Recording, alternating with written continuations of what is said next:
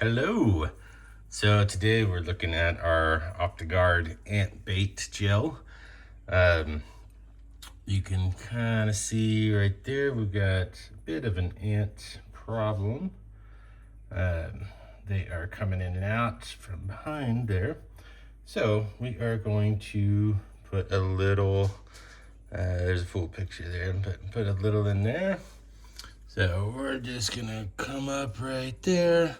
And what this does is attracts them. They get super sweet feeling or smell, not feeling, but and then they signal to all their friends that they wanted to get it, take it back to the ant hill or mound, whatever it is, and then they eventually die off.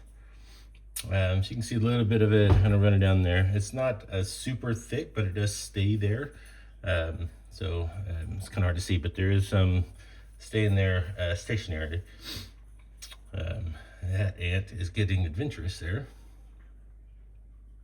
But, so this is in the kitchen. Obviously we'll clean up for any crumbs that may be around, something like that. But this ant bait works fantastically, so definitely recommend it if you need something.